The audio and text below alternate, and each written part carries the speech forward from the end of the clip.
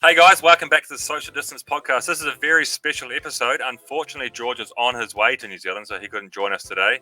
But we do have a special guest. We've got Hannah Barnes here with us as the third host of the show, and she gives us some great insight into her new team, her army-based bootcamp they did just a couple of weeks ago in preparation for the 2022 season. We talk about the Women's Tour de France, what that means to women's cycling, and we talk about a whole lot of other bullshit like we normally do. Like, share, subscribe. We're preparing the biggest ever New Year's Eve party in the history of New Zealand. That's a big one, Sam. It's a massive one. We talk about preparing the biggest ever New Year's Eve party in about 6 weeks' time. We haven't started planning it yet, but it's in 6 weeks. So give the show a listen, and you'll get all the details about that. Like, share, subscribe. I'm not prepared for this. This is going to be a good one. I can sense it.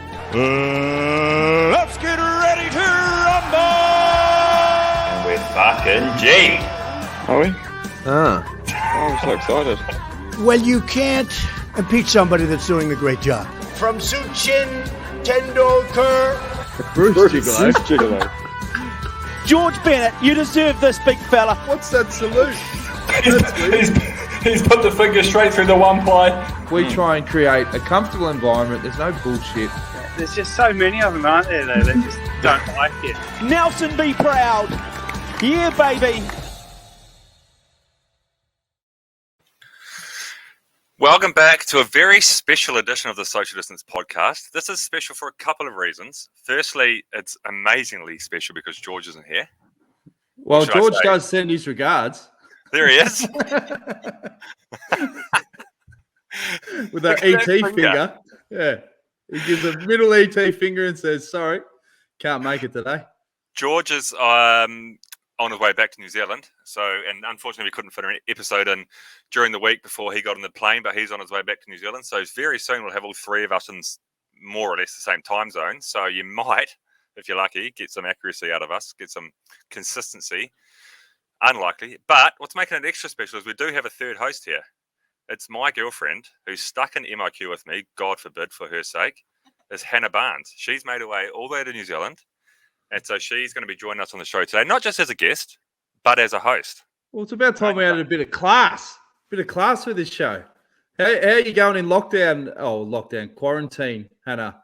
Yeah, it's okay. I mean, first time in New Zealand, I didn't think it was going to be like this for the first time, but it's pretty good.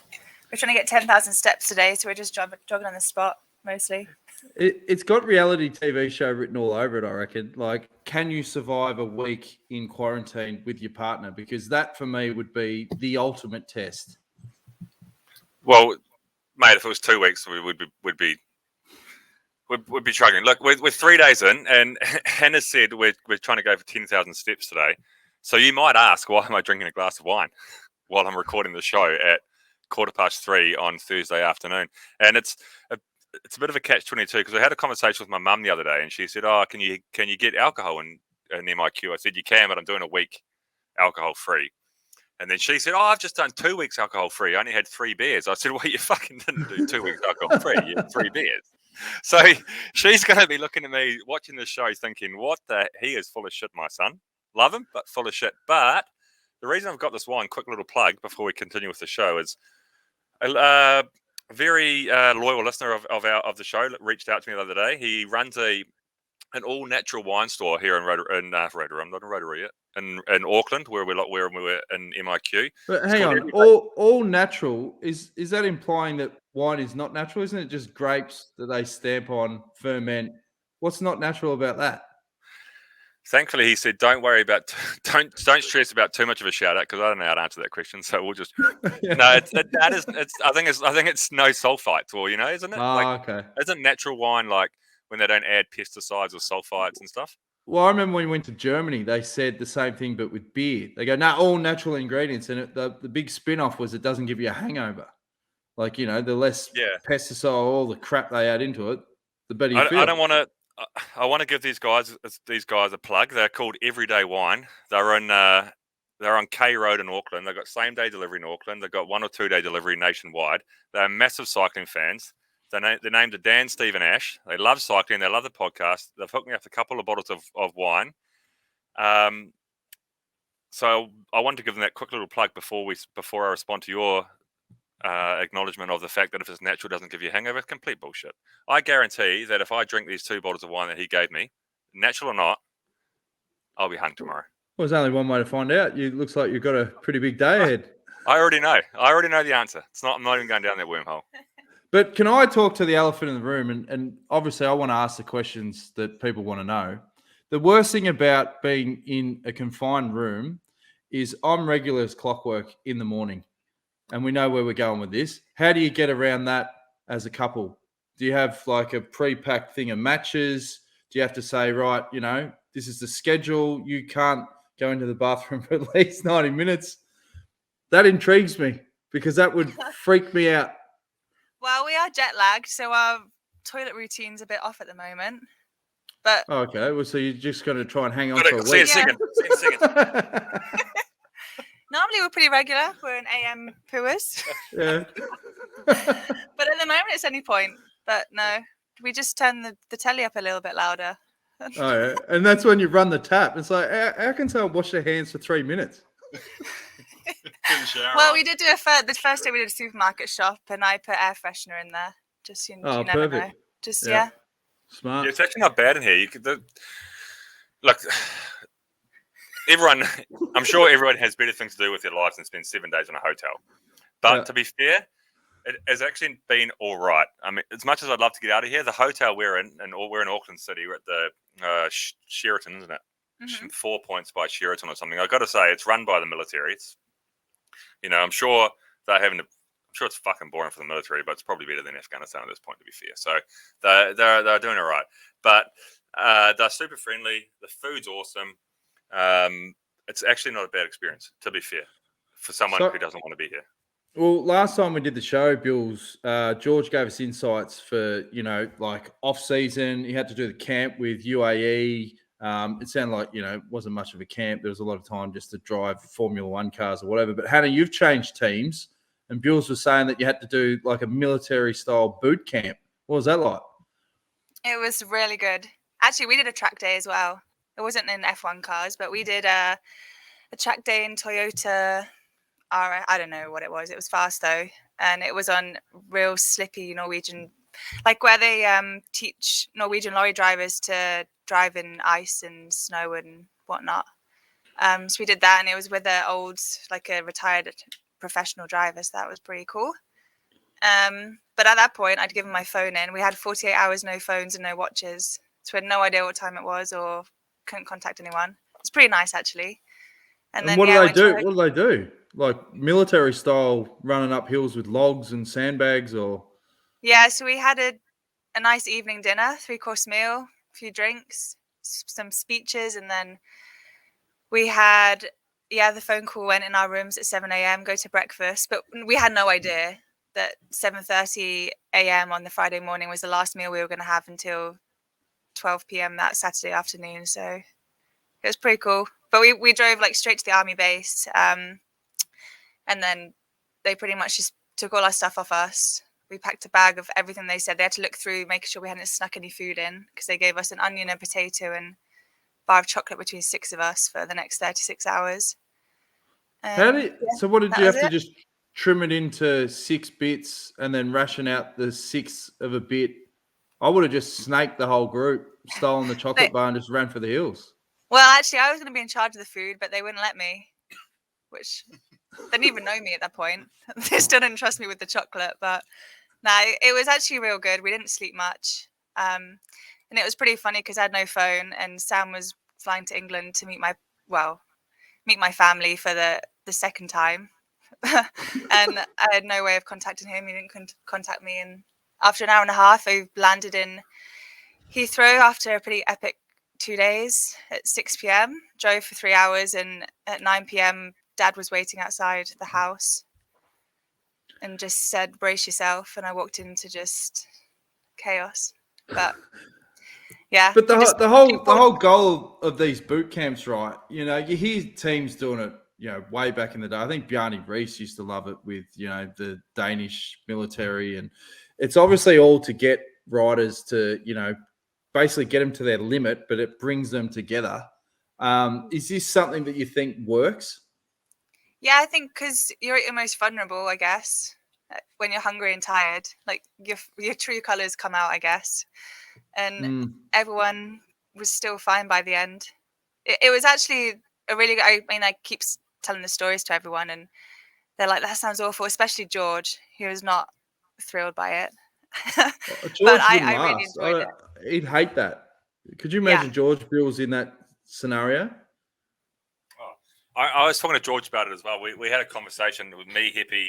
Hannah was telling Hippie and I and George about the trip, you know. And George, I think, had experienced something similar in a team back in the day. And I think George, there's no doubt that George is capable of it. He's a little bit of a mongrel. But at the same time, his point was, at the end of October, I've just finished a full-on season. I'm fucking tired. I just want to rest. I don't need to be in the army. I don't need to be in the army for 24 hours. I don't want to do that. You know, I don't need to be out of my comfort zone. I've been out of my comfort zone all year, freezing my ass off at the Giro or, you know, bouncing over cobbles. And he had a point. But Hippie was like, nah, fucking bring it on, you know? And I'm a bit the same as Hippie. Like, I thought the camp that Hannah did was awesome because if you go to, what's your Instagram page? UnoX team? UnoX, yeah. UnoX team. So Hannah's writing for UnoX next year. If you go to UnoX team, you can see all the photos of it. And it was full-on military boot camp. And they did the men's team did it a couple of weeks prior, and then the women's team did it, you know, last week. And like Hannah says, like it brings out, it puts you in a position that hate the person next to you or love the person next to you. It doesn't matter. It actually doesn't matter because if you want to get from A to B, carrying that fucking log or carrying that tire or dragging a battery or dragging a pretend injured body, it doesn't matter if you hate the person. You're like, well, mate, if I don't get out of here, you're not getting out of here. So we've got to do it. And I guess it shows you what your body is capable of as well. Like I think, you know, Hannah's probably better to tell the story, but at one point one night they walked all night and did all this bloody climbing over walls and dragging tires and things. And then they got to a campground. They said, right, they pitched this tent. So they pitched this tent. They said, oh, take it down, pitch the tent again, pitch it again, take it down. Okay, now you're not sleeping in a tent tonight. So build a fire, get comfortable, get warm. This is where we're staying tonight. They build a fire. Half an hour later, an hour later, some army dude, get up! Up! 3 o'clock in the morning, 5-hour hike, beat test, jumping off into cold water, like full-on military boot camp. And I reckon the best thing about the whole thing, military camp aside, at any training camp in October for a team, any training camp, take your fucking phones off them. That's so good. Chuck your phones in a bowl, day one. We'll give them back to you on day 3 when it's over because we don't need to be bloody putting the crap up on Instagram and all that. What you need to be doing is communicating with the people that you're there with. And that's how you, like, so many, you see it now, even in our team, you go, you know, like with young guys coming in, and I understand a lot of young guys coming into our team, particularly if they're European, they struggle a little bit with the colloquial English or the way we speak or the slang or how fast we speak. I understand that those people struggle like a little bit to be a part of conversations, especially when you start pouring a few wines down everyone's throats. So it's easy for them to flick to their phone and just, you know, text their girlfriend in whatever language or jump on Instagram, whatever. But if you take the phone away, that's like a boot camp for them anyway. That's taking them right out of their comfort zone, and it gives them that time you've got no option but to communicate with the people that you're with. And I think that's a massive way to bond a team of new people, especially in Hannah's situation, a brand new team. All these riders have come from different teams. A lot of them have never been together before, with the exception of a couple. And that's a hell of a way to bond people, you know, I reckon, as a team.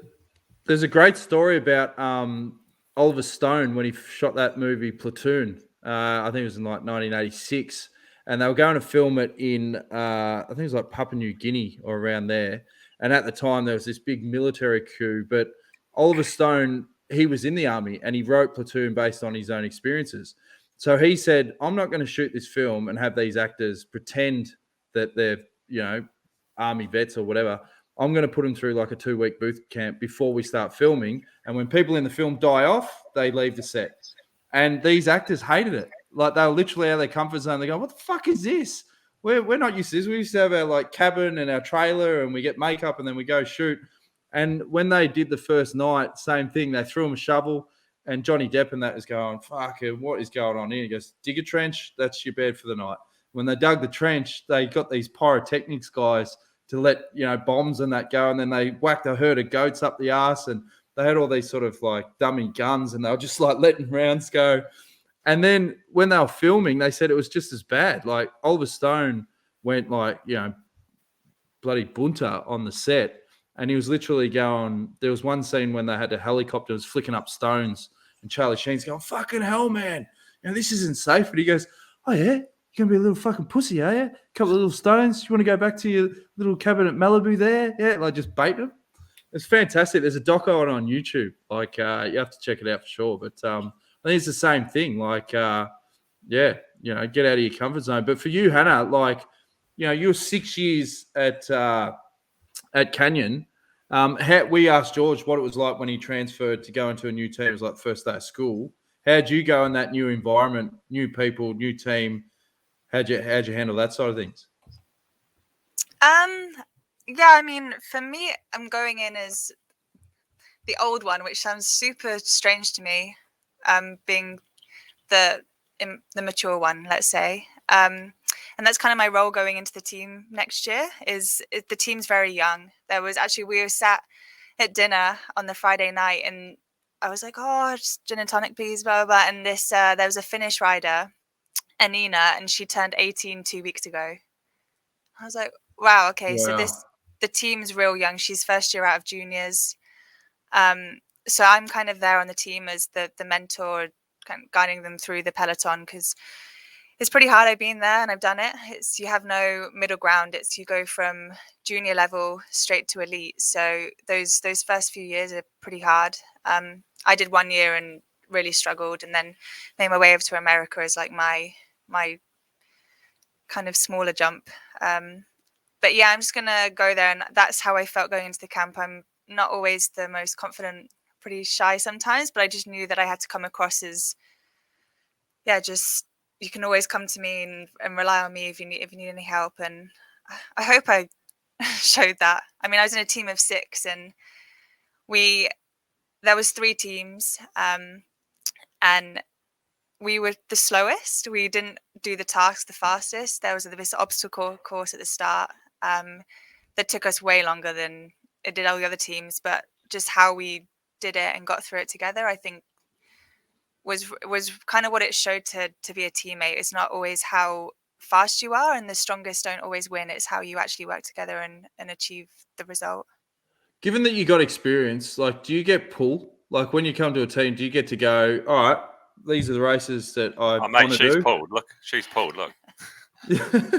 But do you literally get to go, right, these are the races I want to do. If you want to sign me, here's the terms. Or is it you're trying to obviously get your best foot forward, whatever you want, I'll do, and just go along? I guess you can, but that's not really my personality. I'll just, whatever race you want me to go to, I'll do it. I mean, for me, I just love racing. But the team's hoping to be World Tour next year, which means we're going to be doing the biggest race in the calendar, and they're so excited about the Women's Tour de France, because that is just huge. I mean, the team started in 2016 with the men, and it's progressed now. I mean, they're going to have a camp in December, which I'm unfortunately going to miss, where there's going to be over 100 members of staff there, riders and the backroom staff. So they've gone from a team of 16 pretty much to 3 teams now. So yeah, for them just to be there and representing the X in those big races, I think is great. And yeah, I'd love to show the young riders what it is to be in those big races. All right, so the juicy stuff is, this your first trip to New Zealand, yeah? Yeah. So what has Bewley told you about New Zealand? Because I famously went over there in 2015. We did like a My Piece of the World trip. One thing he didn't brief me on is the smell in Rotorua. Like, the first day, it led to severe headaches. Then I got used to it. And I got to a point where I had to fart in the room just to freshen it up. Well, actually, it wasn't Sam that told me that it smelled. My mum came here when she was 18 to shear sheep. Oh, yeah? And when I said, "Oh yeah, Sam is from Rotorua," she was like, "Oh, it stinks of eggs." So, do you want to explain to the listeners, Bills, why is that? Why does Rotorua smell like a rotten fart? Well, it wasn't too bad up until 2015. Once you left, it was fucked. No, it's just geothermal. geothermal, mate. We live in a crater in Rotorua, so we're surrounded by a lot of geysers. A lot of geysers, a lot of geothermal activity. It just creates a stench. Like, I don't even really notice it. Hannah won't notice it after a while. If it rains, yeah, because I've been in a room with Sam for a week. That's it. That's it. Yeah. But yeah, it's just geothermal stuff. But look, I'm looking forward to getting back to Rotorua. Actually, it's been. I'm sure everybody that's listened to the show knows it's been near on 2 years since I've been home.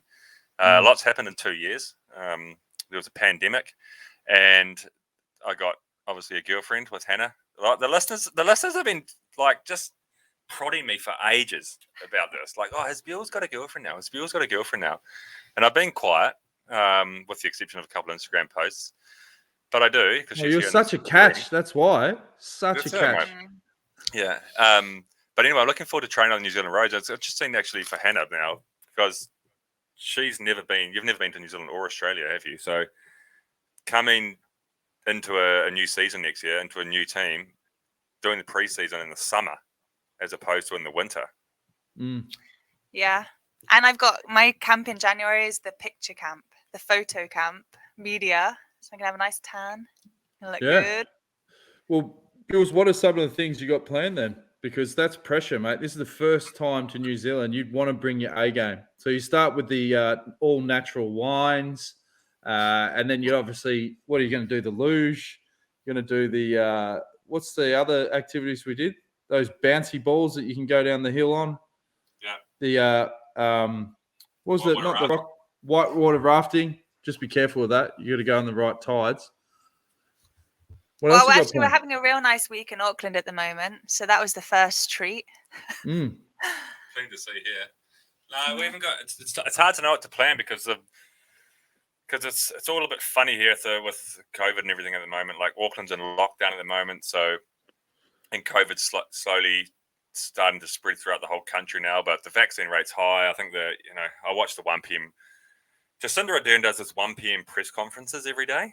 And she gives us like these details without really giving any details into what's happening, Yeah. And I mean, I've been following what's happened in New Zealand just because I'm a New Zealand citizen, but I've been away for a couple of years, so I was more focused on what I had to do and what I had to deal with over in Europe.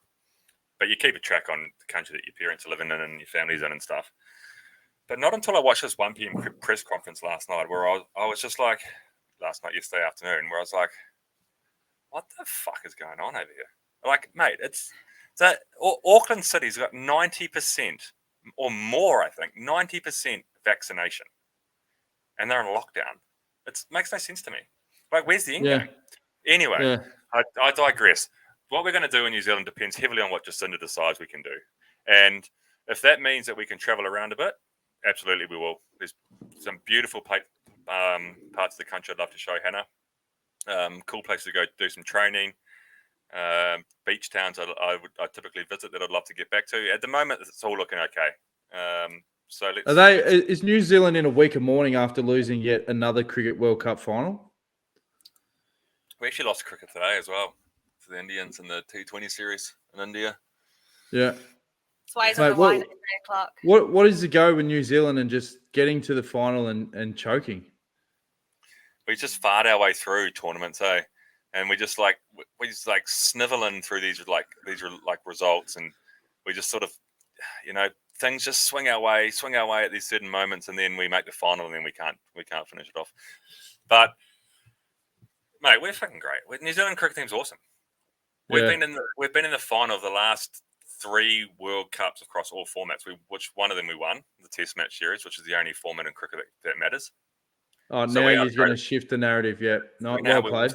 So we are the greatest cricket nation on the planet. Yeah, for sure. Undoubtedly. We're talking obviously about off seasons, and I was chatting to you last week, and I go, mate, I've got a cracker from 2012. I remember the first year of Green Edge. I was living out of a suitcase, and I still had an apartment here in Melbourne that my parents owned. And when I got back, my old man was like, all right, you got to move all your shit out. Like, what are you doing? Like, what are you doing with the rest of your life? But I said, I think I'm going to do another 2 years with the team, so I'm going to go live in Europe. All right, well, you need to get rid of all your shit.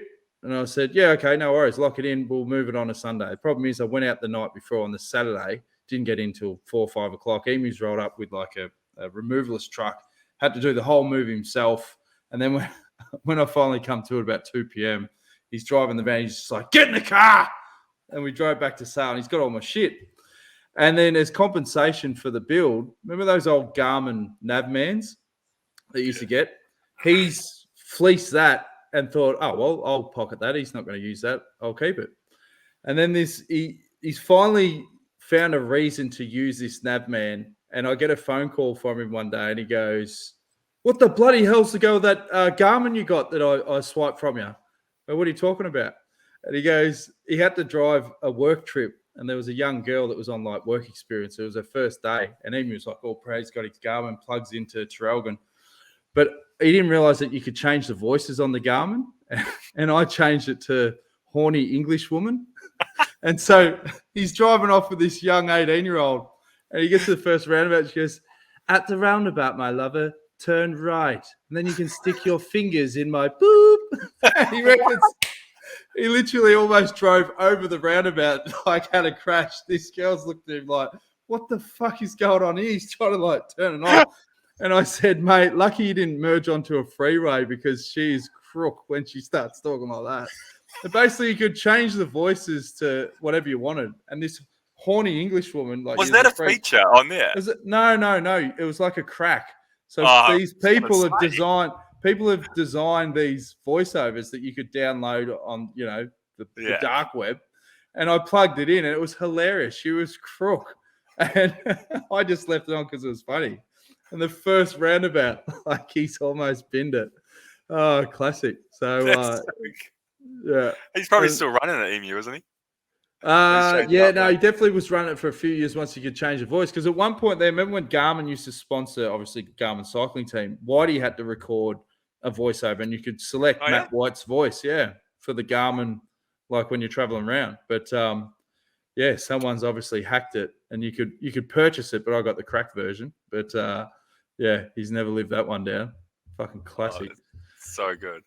Yeah. It's, I was thinking while we got Hannah here that when you were speaking earlier, Hannah, about the Women's Tour de France came up, like, why don't we talk about that a bit? Because it's very rare and for no reason, one way or another, that we get female guests on. We should maybe do that more. But we have one today, as you can, 27 minutes. We had Grace Elvin on about a year ago, didn't we? Yeah. We did. And but since then, the Women's Tour de France has been released and announced. There's a lot of water under the bridge since the last female guest we had on. That's right. Remember how flustered I got last time that happened? Oh, I think we did about 4 takes. So we said, Sam, just relax. It's still a human. Like, you're still talking to a person. I remember it's okay. Gracie saying to me, do you even know how to ask a question?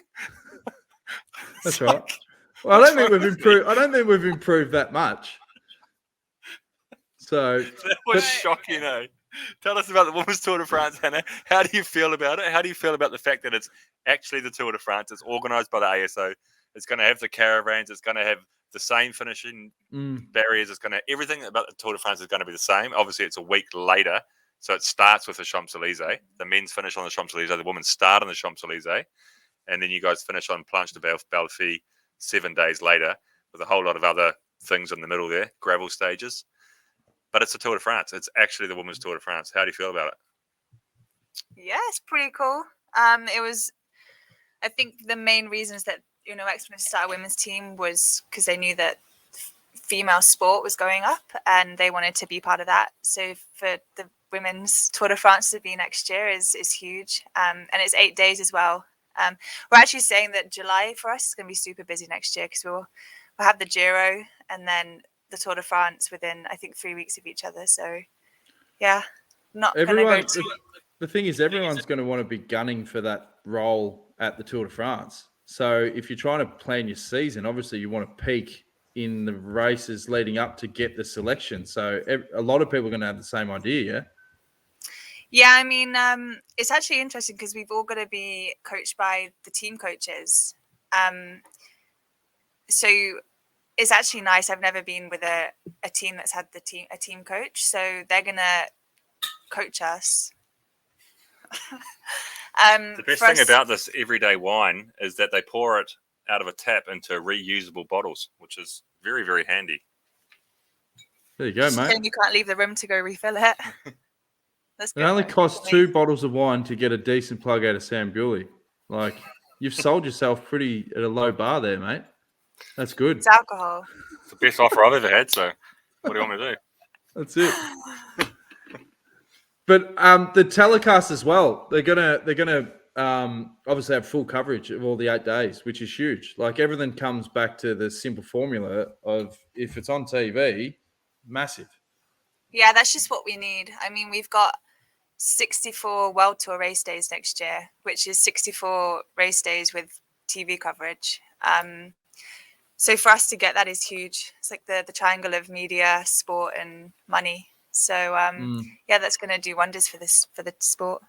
I think the fact that they did the women's, I don't know if there was any discussion about it, but initially when the ASO announced that they were going to do a women's Tour de France, there was a huge buzz of excitement and everything. And then they did the presentation along with the men in Paris, 5 or 6 weeks ago or whatever it was, or a month ago.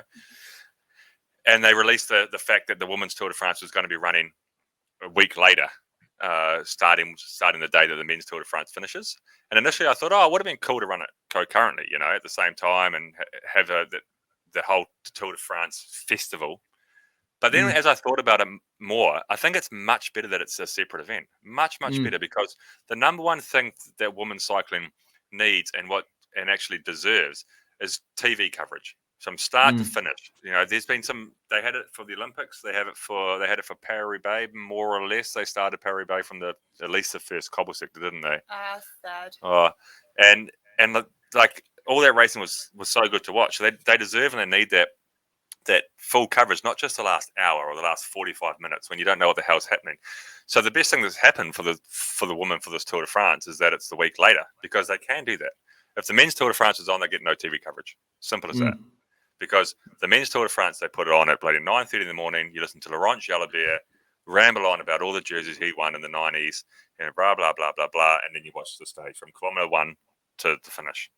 You wouldn't get any coverage for the women. So it's great. I think it's really good that it's going to be the week later. And, that Tour de France fever is still going to be there in France. They love it. The French people love it.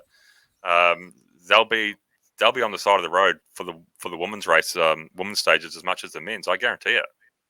And it gets lost in the mess as well. So not only the TV coverage, if it was on at the same time, all the articles, all the press, whereas a lot of people that love the tour, they almost get to a come down because they've been watching it every night for 3 weeks. This can extend that out. Yeah, for sure. And I think a lot of people that don't usually watch women's cycling are always surprised when they do. And just enjoy how exciting it is. I mean, the stages are a lot shorter, so we have action from the get-go. There's no one you don't see us just sat next to each other in twos having a little chat and catching up. It's from kilometer 0, it's races on. So yeah, it's just like a different race, I guess. I always see women's cycling as a different sport compared to the men's because it's so different and the dynamic is so different. So yeah, it's going to be good. And Bills, I saw you post on social that you rode in a gravel race with, was it Bennett? What's the addiction there? Because it looks like that's starting to take off as well. Gravel scene, yeah, it's massive. The UCI's bought it, I guess, or the UCI's finally. We know how the UCI work. They've gone ding, ding, ding, dollar signs in the eyes, and they've gone, there's a cash cow there. Let's milk it, and they've created a World Gravel Series next year that a number of people will be doing, and it'll be a UCI registered events and blah blah blah. And my understanding, actually, from the true gravelers, and I don't know how public this is, but it's certainly about to become public to about 10,000 people, that the people that really, really love gravel and really push gravel, a lot of them are Americans, guys that race the American scene, like the Belgian Waffle Ride and race and a number of other big gravel events over there that they get like 15,000 people at those events. I was riding with a friend of ours, Dennis Van Winden, the other day, and he's fully into the gravel scene now. So made a trip across America 3 or 4 times this year for those events, and he said it's unbelievable. 15,000 people. Next year, there's a series coming in from a sponsor that's going to have $180,000 prize pool across 4 events. Like, the money is huge. The popularity is huge. And then, of course, the UCI saw that. So these guys who are racing that scene in America, I think there's a very good chance of a breakaway there, a bit of a boycott. Like, no, we're not going to turn up to your UCI races. We don't want it to be UCI. We want it to be mass participation, but we want it to still be competitive for the 150 people that want to race it. And it's actually a really cool scene. And in Europe now, in Girona and in Andorra, we're all right into it. We love it. Like, it's a bit of a supplement to our road training, and throughout the season we don't do as much of it. But over the past 4 or 5 weeks, myself, Heppy, Durbo, Mitch, George, Schultzy, like heaps of us have just been going up. We're off the bike. You're having 4 weeks off the bike, but twice a week we just go out for a cool gravel ride. Imps loves it, and you can just explore brand new places. The best thing about it is it's safe. There's no cars. You can stop and have a beer as well, and halfway through, and you're only going to hurt yourself if you're a bit boozed on the way home. And not that we do that, but it's real craze at the moment, and a lot of people there's still the traditionalists that resist it, like, oh no, but I fucking embrace it. I think it's awesome. And don't the events go massive because they think about the overall experience? Like, you've got DJs, you've got food and beer tents. Like, you've got to create an atmosphere where people go, this is not just a race. It feels like a party. Yeah, it's like any mass participation event, like do you guys have the colour run in Australia? That's a big thing in New Zealand. Yeah. And like things like that, just something on a Sunday morning that's like for everybody, just for families. And if you want to go to the colour run, or if you want to go to a marathon or anything, and you want to go and run your fastest time, you can do that. If you want to go to a marathon and you just want to complete it in 5-6 hours, you can also do that. And it doesn't matter. And when you cross the line, everyone gets a free beer voucher, a free sausage sizzle voucher. You get a massage. Everyone hangs out. Everyone goes to the pub afterwards. Everyone goes to a restaurant afterwards. It's just a cool, fun vibe. And the event we did, we actually spoke about it briefly on the last show we did, was just before the Social Distance Podcast Health Retreat. We did like a small gravel event. And that was only small. It was only 250 people there or something. But it was awesome. Got there early on Sunday morning. We finished it. We had a free paella at the end of it. Just like a fun vibe. Give Hannah a word, mate. Yeah. Gosh, hogging the microphone. It was good, though, because it was Durbo, Heppy, and Sam did it. And then we went down. So me, Lara, and Caitlin headed down there. And we were there for probably 45 minutes before the guys came in. And you just saw these couples crossing the line, holding their hands up, like these kids, families, like father and son. And like the whole event was great. Like, you can go there and you can race it. And then you can go there and suffer through it like the guys did. And then we just had a real good paella lunch afterwards. And yeah, I think it was pretty cool. Hopefully we can do it next year. I'd quite like to. We did one the other weekend, actually, the service course, which is the bike shop in Girona. They did a gravel bonanza a couple of Saturdays ago. And it was just like it wasn't a race. It was just it was about 120 people there, whatever. Really cool course, but they put on a great event. They had halfway through the course, they had a band playing, and they had lunch there and everything. And at the end of it, you got a Dos Kiwis beer from our friends at Dos Kiwis, who we've promoted on the show before. And Hannah had never ridden a gravel bike before. She's done quite a bit of mountain biking, but we got her a gravel bike through the service course, and you loved it, eh? It was just such a fun Saturday. We were both hungover as shit. We had that massive barbecue, remember, the night before at Olga and Francesca, and we reversed into it hugely, but it was such a fun day. That's the fastest way to get over it. Just sweat it out. No, I actually had anti-doping that morning too, so that got me through it too. But remember, Bills, I think it was August last year, we told people to write off 2021. We said, look forward to 2022, but we almost guaranteed them that we were going to throw the biggest New Year's Eve party in New Zealand to celebrate 2022. Are we on track? At the end of it, and you're talking in 6 weeks, the end of this year? Yeah, we told them in August last year that we were going to throw the biggest ever New Year's Eve party in New Zealand to ring in 2022. Can we do it? Mate, we can do it. If you're vaccinated, if you're double vaccinated, you can do it. If you're double vaccinated, you can come. We just got to Why find a venue. why don't you set that as your challenge for the listeners? Why don't we organise some sort of massive party, and we'll find a way of getting your old mate Jonesy over there, and let's do it. Get your mates. I can come over. There is every chance that at the moment you still have to go into the hotel quarantine, and fuck. And you can't. It's not just as simple as getting on a plane and getting there. But that could change between now and then. There could potentially be home isolation. Maybe if that's the case, then get on over here. It gives us a week to prepare, and then anyone out there who's got a venue in a relatively popular place. No, it doesn't matter. We're not popular. So just if you've got a wool shed in the middle of fucking nowhere, we'll take it. Yeah. And we just call it 2022. Yeah. And we will host the New Year's Eve party. We'll get a band. Yeah. I don't know who it'll be. We'll find someone with a guitar and someone with a beard and a cigarette in his mouth. Can you sing, Hannah? Some Doc Martens on and some skinny jeans, and we'll be right. Yeah, I can sing. But right. You guys have been promising merchandise for over a year now, and there's still no merchandise. So I don't think this is going to happen. Hang on. We've got wheels are in motion, Hannah. There are wheels in motion, and I heard that last year. Yeah, well, we told everyone this year was a write-off, and that was including merchandise. But 2022, it will definitely be there. But that's a challenge. I love that challenge. Start thinking about New Year's Eve party. And I reckon no band though. No band, karaoke. And we'll host it. George will be home. We'll host it. Why don't we host it as like a karaoke competition for New Year's Eve, and we can be the judges, and the winner will get 2 bottles of organic wine. Yeah, from Everyday Wine from our mates on K Road. Yeah.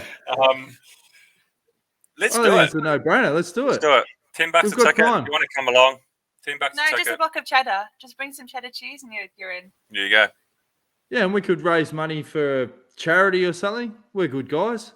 I think we should. I think we should charge for the ticket. Let's say $100 a ticket. Social Distance Podcast hosts New Year's Eve, we'll call it. And we'll charge $100 a ticket. We'll take the money that we need to cover the costs of the venue and of whatever the running costs are. Karaoke machine. That'll be a couple of grand. A good one. Everything else goes to charity. Yeah. Everything else goes to. We'll do a vote online or something for charity. Maybe we can tie it in with Movember. Maybe something to do with male suicide or something like that. We'll chuck all the proceeds to charity. Yep.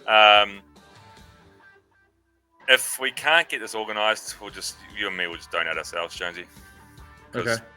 The likelihood of us getting it organised is 0 to nothing, isn't it? Slim to fuck all. On that note, like, share, subscribe, everybody. Make sure you head over to our YouTube channel, subscribe there.